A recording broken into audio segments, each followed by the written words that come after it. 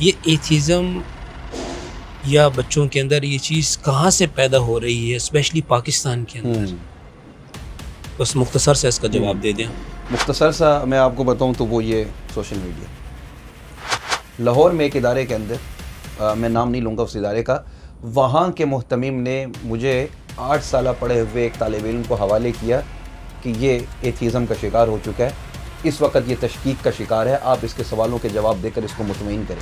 وہ مکمل درس نظامی پڑھ چکے، مکمل درس نظامی پڑھ چکا تھا.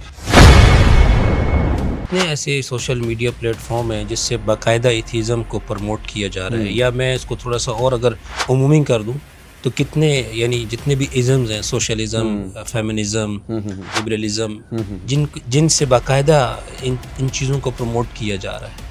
مولانا پوڈکاسٹ، مولانا پوڈکاسٹ، مولانا پوڈکاسٹ.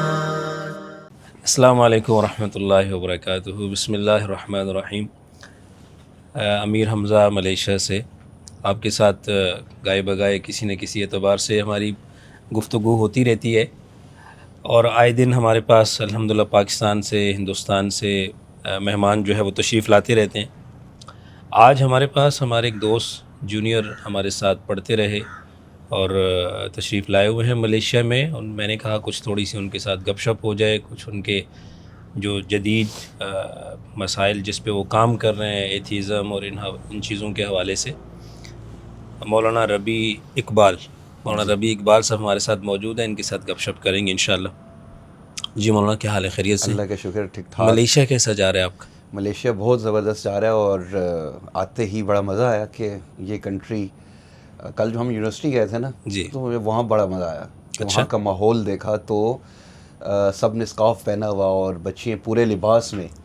تو پاکستان کی یونیورسٹیز کی بنسبت مجھے بڑا مزہ آیا کل کی یونیورسٹی جو پرسوں ہم گئے. کیونکہ آپ کا پاکستان میں زیادہ تر یونیورسٹیز میں ہمارا کام ہے، تو وہاں پر جانا ہے. تو وہاں جس طرح سے ان کا جو لباس ہے، وہاں پر جو لڑکیاں پڑھنے آتی ہیں، بچیاں آتی ہیں، تو اس کی بنسبت یہاں کر جب دیکھا تو یوں لگ رہا تھا کہ بھئی یہ تو بڑا ایک یونیک لگا آپ کو ملیشیا میں. حالانکہ یہ بہت نارمل ہے اور یہ بہت کامن ہے. صحیح ملیشیا کے اندر جو ماشاءاللہ تربیت ہے وہ بہت کامن ہے اس طرح کی. چھوٹی عمر سے بچیوں کو اسکارف لینے کا عادی بنایا جاتا ہے. تھوڑا سا اپنا تعارف بھی کرائیں گے کیونکہ آپ تو ڈائریکٹ یونیورسٹی اور اسکارف پر پہنچ گئے. بس تعارف اصل میں کچھ چیزیں سینسر کرتا ہوتا ہوں، تو یہاں بھی کچھ سینسر کر کے میں آپ کو تعارف کراتا ہوں. ویسے سینسر کو سینسر رہنے دیں، جو باقی ہے وہ بتا دیں. تو ربیع اقبال فوزانی، اقبال احمد سراج میرے والد تھے، تو اس وجہ سے ربیع اقبال میں ساتھ لگاتا ہوں. فوزانی یہ مجھے ٹائٹل ملا تھا، یہ بھی میں سینسر کرتا ہوں کہ کس نے دیا تھا فوزانی کا ٹائٹل، تو اس وجہ سے یہ نام کے ساتھ میں نے لگایا. اور میں نے تعلیم حاصل کی ہے، پہلے کالج پڑھ رہا تھا، کالج سے پھر میں مدرسے کی طرف آیا. اچھا، وہ بھی میں کس وجہ سے آیا، وہ بھی میری والدہ کی چاہت تھی اور میرے والد کی چاہت تھی کہ میں حافظ بنوں اور عالم بنوں. ان کی بہت زیادہ تڑپ تھی، تو اس وجہ سے پھر میں جو ہے وہاں سے شفٹ ہوا اس طرف. تو پھر میں نے حفظ کیا 1 سال میں، ماشاءاللہ میں نے حفظ کیا. اور پھر اس کے بعد میں نے ایڈمیشن لیا جامعۃ الحسنین فیصل آباد میں، جو مولانا طارق جمیل صاحب کا اسلامک انسٹیٹیوٹ ہے، اس میں جہاں آپ نے بھی تعلیم حاصل کی ہے. تو ہم آپ کے جونیئر. آپ کا کون سا بیچ تھا؟ کس سن میں آپ آئے تھے؟ میں آیا تھا تقریباً 2011 یا 12 کا تھا میرے خیال میں، اس میں کنفرم یاد نہیں ہے، یہ تھا یہ ان میں سے. تو اس میں پھر آ کر ہم نے وہاں پر اسٹڈی مکمل کی. اس کے بعد پھر میں کراچی چلا گیا، وہاں کے اول کے لاہور سے پھر میں نے تخصص فی الفقہ کیا. اچھا، تخصص فی الافتاء بھی کیا. جی. آپ مفتی بھی ہیں؟ جی ماشاءاللہ ماشاءاللہ. تو افتاء کا کورس کیا. پھر اس کے بعد میں کراچی چلا گیا. کراچی میں پھر میں نے مختلف تخصصات کیے، جس میں میں نے اچھا باقاعدہ کراچی مجھے بلایا گیا تھا وہاں پر کہ ہم نے ایتھیزم کے اوپر کورس ڈیزائن کرنا ہے. تو میں کام کر رہا تھا کیونکہ ایک اور ادارے میں تھا، اس کا نام میں سینسر کرنا چاہوں گا. وہاں میں نے 1 سال لگایا، وہ عقائد کے اوپر پڑھاتے ہیں. تو وہاں میں پڑھ رہا تھا، تو مجھے کراچی سے باقاعدہ ایک شخصیت ہیں جن کا میں نام بھی لے لوں، حضرت مفتی ابو الوابا شاہ منصور صاحب، ان کی طرف سے تو مجھے کراچی بلوایا گیا. اور وہاں پر ہم نے کورس ایک ڈیزائن کیا جس کو ایتھیزم کے نام سے، کیونکہ اس وقت کام شروع کر رہے تھے تو یہ کام تھا نہیں بالکل. یہ ایتھیزم کی طرف پڑھائی اور ایتھیزم کی طرف کیسے رجحان آپ کا بڑھا؟ پہلے آپ کالج میں پڑھ رہے تھے مدرسے میں آنے سے پہلے؟ جی. تو یہ سائنس اور یہ ساری چیزیں یعنی پہلے سے آپ کے آ رہی تھیں تجربے میں بھی اور مطالعے میں بھی ساری چیزیں چل رہی تھیں. تو پھر اچانک یہ نہیں فراغت کے بعد آپ کا ذہن اس طرف گیا کام کرنے کے لیے، کیسے پیدا ہوئی داعیہ کیسے آپ کے اندر پیدا ہوا کہ اس فیلڈ میں کام کرنا چاہیے؟ ہاں اصل میں پہلے سے شوق مجھے تھا ان چیزوں میں نا، ایتھیزم کی طرف تو نہیں تھا، مطلب دوسرے جو جتنے بھی تھے مطلب صحابہ کرام رضوان اللہ علیہم اجمعین کے اوپر بھی ان پہ بھی کام کر رہا تھا. اچھا پڑھنے کے دوران بھی اس وقت بھی کچھ نہ کچھ ڈیبیٹس ہو جاتی تھی، مطلب کسی کے ساتھ بھی کسی عنوان یعنی کے اوپر بحث مباحثہ جیسے کہہ عقائد دیا کے اوپر ہو گیا اور اس کے اوپر، تو یہ شوق پہلے سے تھا. پھر ایک دم سے سوشل میڈیا، پھر جب کیونکہ ادھر تو موبائل پہ پابندی تھی، 8 سال تک 7 سال تک موبائل استعمال ہی نہیں کیا. سوشل میڈیا کیا ہوتا ہے، فیس بک کیا ہوتا ہے، اس کو استعمال ہی نہیں کیا. لیکن جب فراغت ہوئی اس کے بعد جب سوشل میڈیا استعمال کرنا شروع کیا تو اس پہ دیکھا کہ پھر لاہور میں کچھ ہماری نشستیں ہوئی عقائد کے اعتبار سے. ختم نبوت کے عنوان سے لاہور میں ہم نے ایک نشست کی تھی، تو اس میں ایک اسٹوڈنٹ نے کھڑے ہو کر سوال کیا تھا کہ آپ ختم نبوت کی بات بعد میں کرنا، ہم تو خدا کو نہیں مانتے. اچھا یہ آڈینس کی طرف سے کسی نے سوال کیا. تو یہ تھوڑا سا مجھے جھٹکا لگا تھا کہ یہ کیا ہو رہا ہے. اس وقت آپ لاہور میں تھے؟ میں لاہور میں تھا. تو اس وقت مجھے جھٹکا لگا کہ یار یہ کیا ہو رہا ہے، ہم تو ختم نبوت پہ بات کر رہے ہیں اور وہ کہہ رہے ہیں کہ ہم ختم نبوت بعد میں، پہلے خدا کو ثابت کرو، ہم تو وہ نہیں مانتے. تو پھر اسٹڈی کرنا شروع کیا کہ یہ کون ہے. پھر ان کی سوشل میڈیا کے اوپر میں نے چینلز دیکھے تو باقاعدہ ان کے کام ہو رہے ہیں، لائیو اسٹریم ہو رہی تھی. اس وقت کتنے ایسے سوشل میڈیا پلیٹ فارم ہیں جس سے باقاعدہ ایتھیزم کو پروموٹ کیا جا رہا ہے؟ یا میں اس کو تھوڑا سا اور اگر عمومی کر دوں تو کتنے یعنی جتنے بھی ازمز ہیں، سوشلزم، فیمنزم، لبرلزم، جن سے باقاعدہ ان چیزوں کو پروموٹ کیا جا رہا ہے؟ ابھی تو نئی نئی چیزیں بھی آ رہی ہیں. اب تو واٹس ایپ بہت پیچھے رہ گیا ہے، اب ڈسکارڈز ہے، اس کے اوپر بھی آ کر کمیونٹی بنی ہوئی ہے باقاعدہ، اور اس میں گروپس بنے ہوئے ہیں. اور پھر جو ہمارے نوجوان اس پہ بیٹھتے ہیں وہ ان کو گھیرا ڈالتے ہیں اور اس کے اندر وہ سوال کرنا شروع کرتے ہیں. زیادہ تر آپ کو ایکس مسلمس کے نام سے اسٹریمز ملیں گی جو لائیو اسٹریم کر رہے ہوتے ہیں، اور وہ یہ کہہ رہے ہوتے ہیں ہم پہلے مسلمان تھے، یا اگر نہیں بھی تھے نا، وہ اگر کرسچن بھی تھا تو وہ ایکس مسلم لکھ کر آ رہا ہوتا ہے، یا وہ سنتنی ہوگا وہ اپنے آپ کو ایکس مسلم لکھ کر آ رہا ہوگا، تو وہ بھی پتہ چل جاتا ہے کہ ایکس مسلم یہ تھا یا نہیں تھا. لیکن بہت سارے پھر وہ بھی ہیں کہ جو کچے نظریات کے تھے، ان کے ہاتھ میں لگے اور ایتھیسٹ ہو گئے، تو وہ بھی ایکس مسلم کے نام سے اسٹریمز کر رہے ہوتے ہیں. تو ان کے پیچھے باقاعدہ فنڈنگ ہوتی ہے. رات کے سیشن میں نے بتایا تھا کہ $200 ملین خرچ کیے گئے اسلاموفوبیا کو پروموٹ کرنے کے لیے. اور پھر اس کے بعد یہ آپ کی اپنی ریسرچ ہے یا کہیں سے آپ یہ ان کے الجزیرہ کے اوپر بھی یہ ڈیٹا موجود ہے، اور دیگر میں ویب سائٹس کے لنک بھی دے دوں گا آپ کو، وہاں پر انہوں نے باقاعدہ اس کا ڈیٹا اور ریسرچ پوری اس کی لکھی ہوئی ہے. اور ایک ویب سائٹ ہے جو سیکولر تنظیموں کی ہے، وہ بھی میں آپ کو اس کا لنک شیئر کر دوں گا. اس میں اپنا ایجنڈا لکھتے ہیں کہ ہمارا جو 2024 تک کا جو ہم نے فنڈ جمع کرنا تھا وہ $100 ملین جمع کرنا تھا، اور 2026 تک ہم نے $500 ملین تک جانا ہے. تو یہ باقاعدہ ان کا ایک ٹارگیٹ ہے کہ اچھا وہ کس پہ خرچ ہوگا، وہ انہی لائیو اسٹریمز کے اوپر جو باقاعدہ اسٹریمز ہوتی ہیں، یا سوشل میڈیا کے اوپر کام کر رہے ہیں اسلام کے خلاف، یا ایتھیزم کو پروموٹ کر رہے ہیں، تو یہاں یہ خرچ کر رہے ہیں سارا کچھ. اس میں آپ چونکہ یونیورسٹی میں خود بھی پڑھے ہیں اور پڑھاتے بھی رہے ہیں؟ میں ایک کالج، میڈیکل کالج کے اندر میں پڑھاتا رہا ہوں 1 سال تک. 1 سال آپ نے پڑھایا ہے. اور پڑھا کہاں سے آپ نے؟ ایم فل کیا آپ نے لاہور میں؟ یونیورسٹی آف لاہور سے. یونیورسٹی آف لاہور سے پڑھا بھی ہے اور پڑھایا بھی ہے. تو کیا یونیورسٹیز کے اندر جو پڑھانے والے لوگ ہیں ان کا کس قسم کا ذہن ہے ان چیزوں کے حوالے سے؟ اس کے اندر باقاعدہ لبرل قسم کے، اب وہاں کی ایک یونیورسٹی ہے لاہور میں. یہ سوال میں اس لیے کر رہا ہوں کہ یہ سوالات یا یہ چیزیں جو زیادہ تر جنم لے رہی ہیں وہ یونیورسٹیز کالجز کے اسٹوڈنٹس کے اندر آ رہی ہیں. بالکل. ہم نے ایک سیشن رکھا تھا UCP جو لاہور میں بڑی مشہور یونیورسٹی ہے، اور اس کے باہر ہاسٹلز ہیں، وہاں ہاسٹل کے ساتھ ایک مسجد ہے، اس میں ہم نے ایک پروگرام رکھا. تو ہاسٹلس کے جتنے بھی اسٹوڈنٹس تھے ہم نے سب کو جمع کیا، وہ سارے آئے، ان کے سوالات جوابات ہم نے سنے. تو ان اسٹوڈنٹس سے پتہ چلا کہ اس یونیورسٹی میں باقاعدہ اس پروفیسر کو ہائر کیا جاتا ہے جو جاوید احمد غامدی کے نظریات کو فالو کرتا ہو، اس کے علاوہ نہیں دیا جائے گا. اور باقاعدہ کلاس میں لیکچرز دیے جاتے ہیں جو غامدیزم کو پروموٹ کر رہے ہیں. اب ان جو لڑکوں کے سوالات تھے وہ سارے کے سارے وہی تھے جو جاوید احمد غامدی جو انکار حدیث کے اوپر پیش کرتا ہے، حیات عیسیٰ کے انکار کے اوپر پیش کرتا ہے.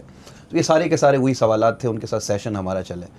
تو اب یونیورسٹی آف لاہور میں ایک پروفیسر نے مجھ سے سوال کیا کہ اگر اللہ ہے تو نظر کیوں نہیں آتا.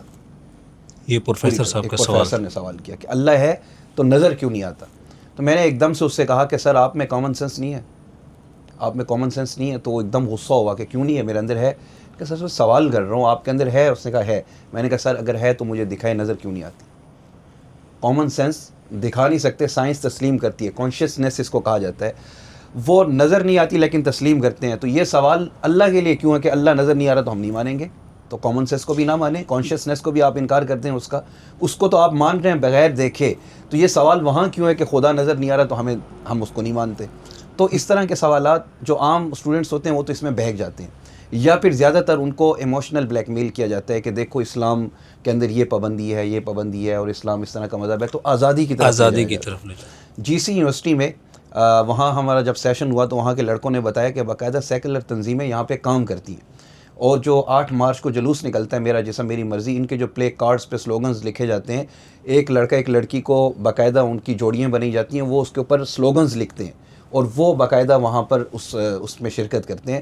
تو یہ کام یونیورسٹیز کے اندر لیا جاتا ہے باقاعدہ ان سے. یہاں پہ ایک چیز بتانا چاہوں گا، بلکہ آپ سے اس میں پوچھوں گا بھی ساتھ ساتھ، کہ یہ لوگ جو پڑھانے والے ہیں وہاں پہ یونیورسٹیز کے اندر، وہ ظاہر ہے کہیں سے پڑھ کر آتے ہوں گے، اور پھر کیونکہ اسٹوڈنٹ ڈائریکٹلی اپنے ٹیچر سے متاثر ہوتے ہیں. بالکل سب سے پہلے تو مین اسٹریم میں ان کا ٹیچر ہوتا ہے، ان کو پروفیسر ہوتا ہے، پڑھانے والا ہوتا ہے، لیکچر دے رہا ہے ان کو، ظاہری بات ہے. تو یہ اسپیس آپ کیا سمجھتے ہیں ہم نے ان کو نہیں دی؟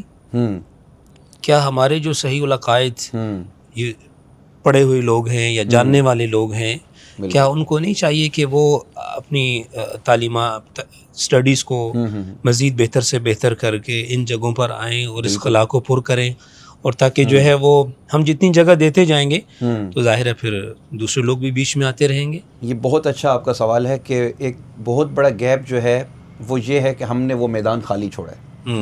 اچھا، دوسرا گیپ یہ ہے کہ ہم نے ہماری لینگویج کا بھی گیپ ہے.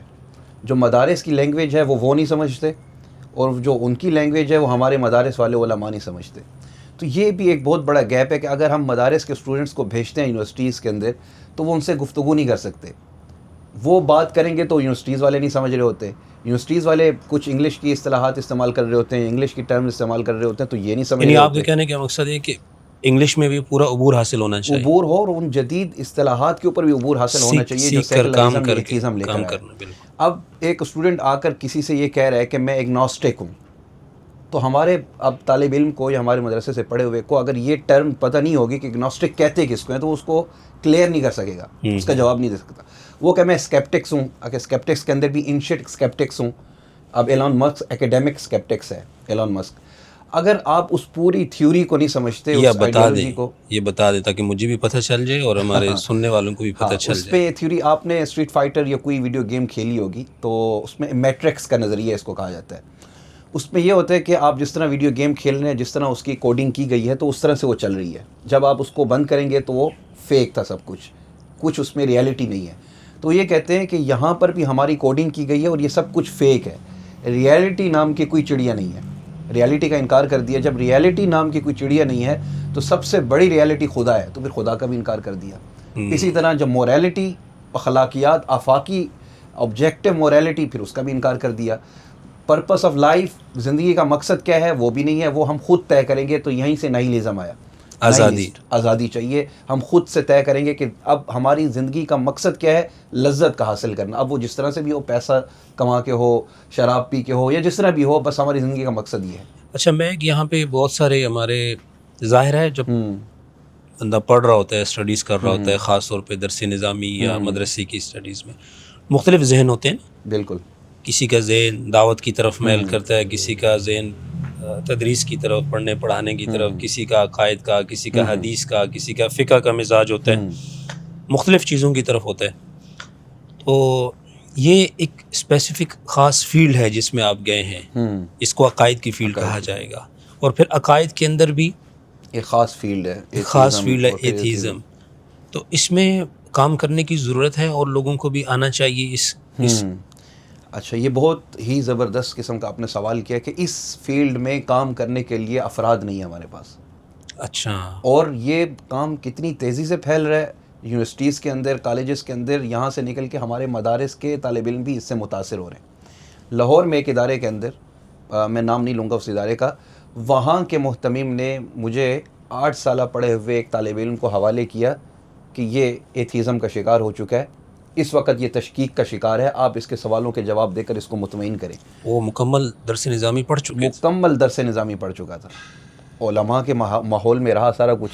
پھر میں نے کہا اس کو آپ داخل کرائیے، ہمارا ڈپارٹمنٹ آف دعویٰ ہے، ہم نے وہاں پہ شروع کیا ہے. تو وہ 1 سال مستقل میرے پاس پڑھا ہے، اب جا کر کہیں وہ کلیئر ہوا ہے کہ ٹھیک ہے اب مجھے اشکالات میرے دور ہوئے. تو اس میں یونیورسٹیز کے اندر، کالجز کے اندر تو بہت تیزی سے الہاد پھیلتا چلا جا رہا ہے. میں آپ کو بتاؤں، ہم گئے جی سی میں، کیسر احمد راجہ بھائی اور ہم اکٹھے، ہمارا سیشن تھا، تو ہم وہاں پر سیشن رکھا تو لیفٹ والوں نے اسی وقت ہمارے مقابلے میں رکھ دیا. تو اب وہاں کے اسٹوڈنٹس بھی ایک بہت بڑی تعداد میں ان کے ساتھ تھے. تو وہ اسٹوڈنٹس کہاں سے ہیں؟ ہمارے اپنے پاکستان کے مسلمانوں کے بچے تھے کہ جو اس کو پروموٹ کر رہے ہیں، سیکولرزم کو، مذہب سے آزادی چاہ رہے ہیں. تو یہ بہت تیزی سے ہمارے کالجز یونیورسٹیز میں پھیل رہے ہیں، اور ان کو جواب دینے والا ان کی ٹرمز کے اندر نئی افراد ہمارے پاس. اس کا بعض لوگ بہت زیادہ یہ بھی میں نے سنا ہے، کہتے ہیں کہ بھئی اس کا کیا فائدہ ہوتا ہے جب آپ کسی سے ڈیبیٹس کرتے ہیں. بہت سارے ایسے لوگ ہیں کہ جن کے ذہنوں میں کچھ نہیں، آپ ان پر محنت کیوں نہیں کرتے. تو یہ لوگ زیادہ خطرناک ہیں ان لوگوں سے کہ جو بالکل خالی ذہن ہے. میرے سوال سمجھیں آپ، کہ ایک بات یہ بھی آتی ہے کہ بھئی اتنے سارے لوگ خالی ذہن بیٹھے ہوئے ہیں، ان پر محنت کیوں نہیں کرتے، ان کو بچا لو. جن کے ذہنوں میں شکوک و شبہات آ چکے ہیں، وہ تو آ چکے ہیں آلریڈی، ان کے پیچھے پڑنے کی کیا ضرورت ہے؟ وہ آٹے میں نمک کے برابر ہیں، تو کیوں ان کو اتنی اہمیت دیتے ہو؟ اصل میں مسئلہ یہ نہیں ہے کہ ہم ان کو اہمیت، اور اس ساتھ میں اس کو بھی جوڑ دوں کہ جب آپ یہ نشست کرتے ہیں کسی کے ساتھ سوال جواب کی، میں اس کو مناظرہ تو ہرگز نہیں کہوں گا، یہ کسی کے مباحثہ کہہ لیں، ڈیبیٹ. تو اس سے آؤٹ پٹ کیا ہوتی ہے؟ بہت اچھا سوال ہے. اس میں سمجھنے کی بات یہ ہے کہ جو لوگ اس کا شکار ہو چکے ہیں، اب وہ اس کے بعد اس کو پروموٹ کر رہے ہیں، اس کے دائی بن رہے ہیں، اس کے دائی بن گئے، اور لڑکوں کو بھی اس کے اندر وہ اشکالات دے رہے ہیں. تو اب اس سے نقصان یہ ہوتا ہے کہ دوسرے جو ہمارے خالی الذہن ہے وہ ان کو سنتے ہیں، تو اس کے بعد وہ کہتے ہیں کہ دیکھو وہ تو بڑی آرگومنٹس پیش کر رہا ہے خدا کے وجود کے انکار کے اوپر، تو اس کا مطلب ہے کہ وہ اسلام کے خلاف اگر کوئی آرگومنٹ پیش کر رہا ہے تو اس کا ہمیں جواب چاہیے. اگر ہم جواب نہیں دیتے تو یہ جو خالی الذہن ہے یہ اس طرف چلے جائیں گے. تو ہم یہ کرتے ہیں کہ اس کے ساتھ لائیو بیٹھ جاتے ہیں کہ آؤ ہمارے ساتھ ڈیبیٹ کر لو، مباحثہ کر لو، کوئی Q&A سیشن رکھ لو. جب وہ سوالات کرتے ہیں ہم جواب دیتے ہیں، اگرچہ وہ نہیں آئے گا اسلام میں، لیکن جو سن رہے ہیں ان کا ایمان بچ جائے گا. ڈیبیٹ کا فائدہ یہ ہوتا ہے، ابھی شمائل احمد ندوی صاحب کی جو ڈیبیٹ ہوئی ہے، جاوید اختر اگرچہ اسلام میں نہیں آیا، لیکن کتنے مرتدین واپس اسلام میں آئے، اور کتنے وہ لوگ جو کچے ایمان والے تھے اور جا سکتے تھے ایتھیزم کی طرف، اس ڈیبیٹ جیتنے کی وجہ سے ان کا ایمان مضبوط ہوا ہے. تو یہ فائدہ ہوتا ہے، اس کا آؤٹ پٹ یہ نکلتا ہے. باقی ہم سیشنز رکھتے ہیں عشاء کے بعد، تقریباً ہم جب بیٹھتے ہیں تو رات کے 2-2 3-3 بھی. اس کو میں تھوڑا سا آسان کر دوں، آپ اختلاط کرتے ہیں. اختلاط کرتے ہیں، تبلیغی جماعت والا.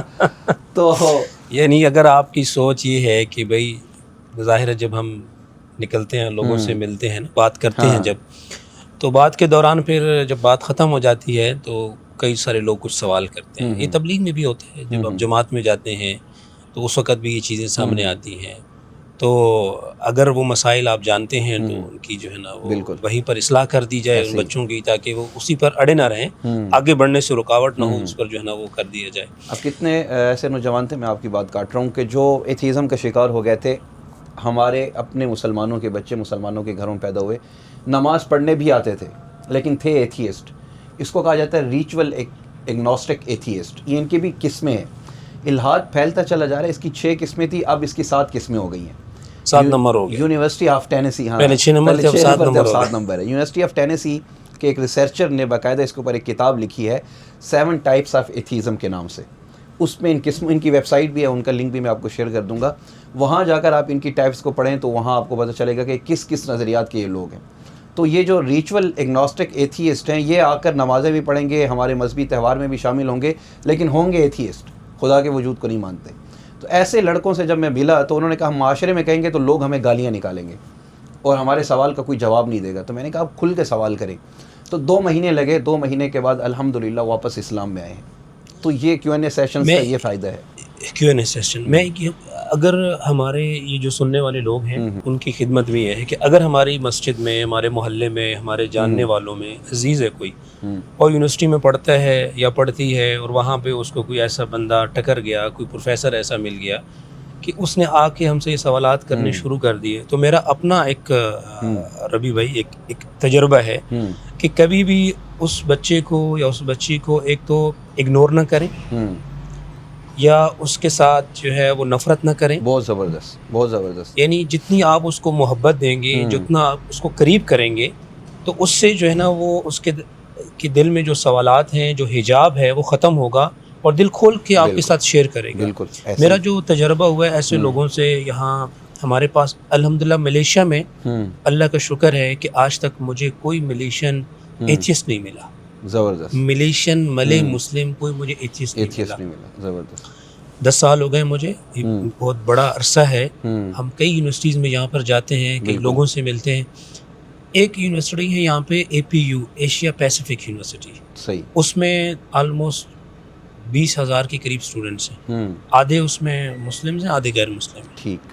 پھر مسلم میں زیادہ تر وہ پاکستان سے بھی ہیں، یہ گلف کنٹری سے آئے ہوئے ہیں بہت زیادہ، اور جو ہیں وہ انڈیا سے آئے ہوئے ہیں، بنگلہ دیش سے کہیں.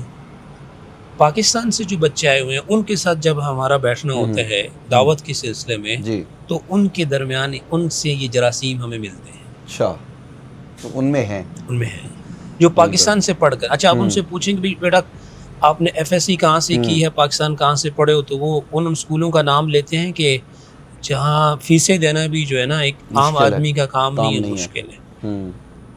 بالکل. وہاں سے وہ FSC کر کے آئے، وہاں سے کسی نے گریجویشن کی کسی یونیورسٹی سے، یہاں پہ کوئی ماسٹر میں آیا، کوئی MPhil میں آیا، کوئی ڈگری میں آیا. بالکل. اور جب ان سے آپ بات کرتے ہیں تو بلکہ ان کی حیثیت سی لگ رہا ہوتا ہے کہ یہ کس ملک کے مسلمان آ گئے، کہ وہاں پہ تو چلو کچھ نہ کچھ معاشرے کی طرف سے رکاوٹ ہے. بالکل. یہاں تو آزادی ہے اس لحاظ سے.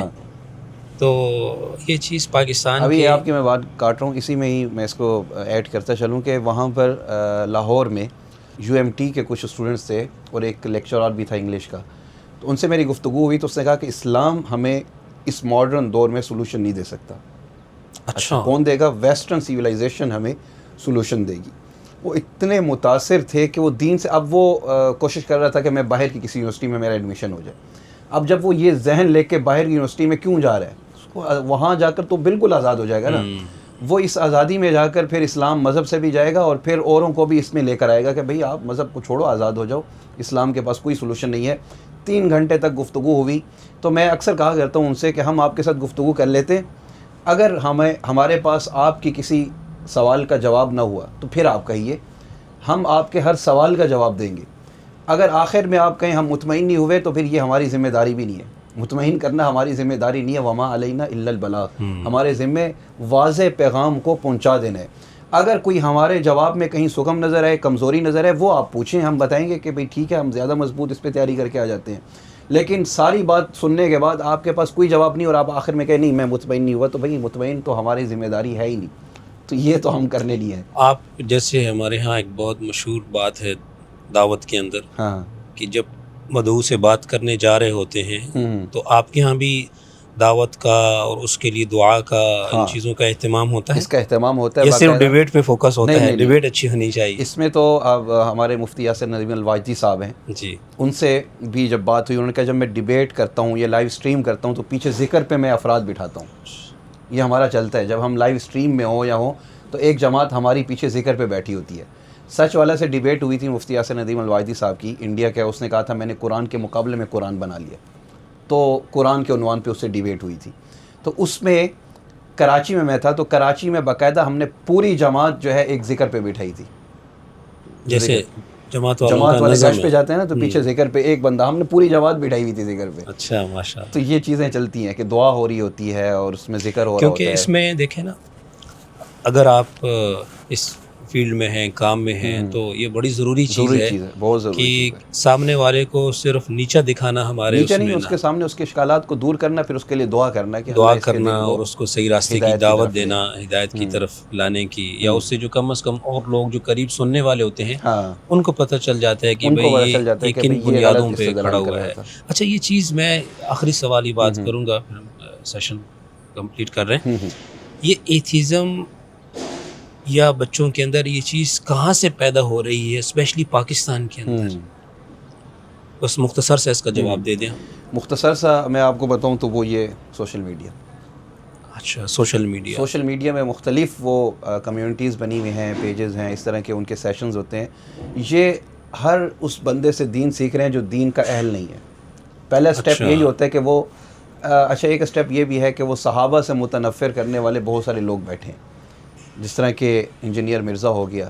اب وہ صحابہ سے متنفر کرتا ہے، تو اس میں میں امام المحدثین امام ابو زرع رازی رحمۃ اللہ علیہ، جو امام مسلم کے استاد کے بھی استاد ہیں، وہ یہ فرماتے ہیں کہ جب تم کسی شخص کو دیکھو کہ ینتقص احدا من اصحاب رسول اللہ صلی اللہ علیہ وسلم، کہ آپ صلی اللہ علیہ وسلم کے کسی ایک صحابی کی شان کو کم کر رہا ہے، فعلم انہ زندیق، سمجھ جاؤ وہ شخص زندیق ہے. اس کے آگے کن کا حوالہ دے رہے ہیں؟ امام ابو زرع رازی رحمۃ اللہ علیہ، امام مسلم کے استاد کے بھی استاد ہیں. اچھا یہ آگے اس کی دلیل دیتے ہیں کہ دلیل انجینئر صاحب کے سامنے مسلم پڑھی ہوتی ہے. ہاں ہم یہ کہہ رہے ہیں نا کہ امام المحدثین یہ کہہ رہے ہیں، مسلم سامنے رکھی ہے. تو امام المحدثین کا فتویٰ انجینئر مرزا کے لیے تو یہی ہے، اور اس کی دلیل بھی وہ دیتے ہیں. دلیل یہ دیتے ہیں کہ پورا دین ہمیں ملا صحابہ سے. اب کوئی دین کی عمارت کو اگر منہدم کرنا چاہے گا تو وہ صحابہ پہ اٹیک کرے گا، تو وہ کر اس لیے رہا ہے. ہمارے ساتھ ملحدین جب آتے ہیں تو وہ ڈیبیٹ اکثر شروع کرنے کی کوشش کرتے ہیں مشاجرات صحابہ سے. ہم یہاں سے نہیں کہتے، یا وہ پھر آ جائیں گے آپ صلی اللہ علیہ وسلم کی سیرت پہ اعتراضات پر. ہم یہاں سے بھی نہیں کرتے. ہم کہتے ہیں بنیادی چیز پہلے ہم کر لیں، خدا کے وجود کو ثابت، پھر اس کے بعد توحید پہ آئیں گے، پھر اس کے بعد ہم وحی پہ آئیں گے، پھر قرآن مکمل وحی کے میتھڈ پر، پھر قرآن پر، پھر آپ صلی اللہ علیہ وسلم کی نبوت کو ثابت کریں گے، پھر سیرت کے اوپر اشکالات ان کو دور کریں گے، پھر مشاجرات صحابہ پہ آئیں گے. تو یہ بھی ایک اسٹیپ ہے. اچھا یہ زیادہ تر جو بچے اس چیز کا شکار ہو رہے ہیں، زیادہ تر وہ بچے ہوتے ہیں جو بالکل خالی ذہن ہوتے ہیں، جن کو اپنے دین کے بارے میں معلومات نہیں ہوتی. معلومات ہوتی ہیں، سطحی ہوتی ہیں، یا پھر وہ سوال سننے کے بعد کوئی اسپیشلسٹ ملتا نہیں ہے کہ ان کو جواب مل سکے، یا اگر کہیں جا کے سوال کر لیا آگے سے نفرت ملی، اس کو کسی نے ڈانٹ کے اٹھا دیا، تو رد عمل کے اندر رد عمل میں بھی آ کر اس کو قبول کر لیتے ہیں کہ ٹھیک ہے پھر میں ایسا تو ایسا صحیح. اچھا زیادہ تر جو ایتھیسٹ ہوتے ہیں وہ مینٹل ٹراما کی وجہ سے بھی ہوتے ہیں، ذہنی صدمے کی وجہ سے. کوئی زندگی میں ایسا حادثہ پیش آتا ہے اور وہ دعا کر رہے ہوتے ہیں، اگر قبول نہیں ہوئی تو پھر اللہ سے بدظن ہو جاتے ہیں. ایک میں اس میں مثال دے دوں، ہمارے ساتھ ایک خاتون تھی، کسی اور کنٹری کی تھی، اور ہمارے ساتھ لائیو اسٹریم پر کام کر رہی تھی ایتھیزم کے خلاف. اور یاسر ندیم الواجدی صاحب نے بھی اس کو بہت پروموٹ کیا تھا کہ خواتین میں یہ بہت اچھا کام کر رہی ہیں، اور ہمارے پاس ایسی خواتین ہیں نہیں، یہ ایک ہی ہیں جو بڑا کام کر رہی ہیں. تو کچھ دنوں کے بعد جو ہے میں ایک دفعہ بیٹھا تھا تو مجھے کال آئی. ہمارے ایک دوست ہیں سائیکیٹرسٹ ہیں بصالت آدم بھائی، انہوں نے مجھے کال کیا، ہماری ٹیم کا حصہ. انہوں نے کہا کہ یار ایک بہت بڑا مسئلہ ہو گیا، بڑی پریشانی ہوگی. میں نے کہا ہوا گیا؟ تو کہنے لگے کہ یار وہ جو خاتون ہمارے ساتھ ایتھیزم کے خلاف کام کر رہی تھیں وہ خود ایتھیسٹ ہو گئی ہیں، وہ ایتھیسٹ ہو گئی. تو ہم نے اس سے رابطہ کرنے کی کوشش کی تو پتہ چلا کہ اس کی زندگی میں کوئی ایسا اس کو حادثہ پیش آیا تھا، مینٹل ٹراما کی شکار ہوئی تھی، اور اس حادثے سے وہ نکل نہیں سکی تو وہ ایتھیسٹ ہو گئی. یہ بھی ایک بہت بڑی وجہ بنتی ہے. بہت شکریہ، بہت مزہ آپ کے ساتھ گفتگو کر کے. انشاءاللہ آپ کی مہمان نوازی کا بھی شکریہ کہ آپ نے ملیشیا میں ہماری مہمان نوازی کی، زبردست قسم کی. ہمارے مہمان ہیں اور ماشاءاللہ ہمارے پاس مہمان تشریف لاتے رہتے ہیں. انشاءاللہ پاکستان میں بھی آپ کی ہم کوشش کریں گے اس طرح کی مہمان نوازی. بہت شکریہ ناظرین، ہمارے ساتھ مہمان ہمارے موجود تھے، اور میرا یہ ہمارے نوجوانوں سے بھائیوں سے ایک پیغام ہے کہ بھئی ہم کوشش یہ کریں کہ اپنے گھر سے، اپنی مسجد سے، اپنے علماء کے ساتھ، اور اپنے جو ہمارے قریب جو جاننے والے لوگ ہیں، دین سے جو جڑے ہوئے ہیں، ان کے ساتھ جڑ کے رہیں. والدین کی سے بھی سیکھنے کی کوشش کریں، اپنے علماء سے سیکھنے کی کوشش کریں، قرآن پڑھنے کی کوشش کریں، ترجمہ پڑھیں، اور نبی کریم صلی اللہ علیہ وسلم کی سیرت پڑھیں، تاکہ یہ چیزیں آپ کے اندر جنم ہی نہ لیں کہ یہ جتنی چیزیں آج آپ نے سنی ہیں. اجازت دیجیے، بہت شکریہ، اللہ حافظ، السلام علیکم ورحمۃ اللہ.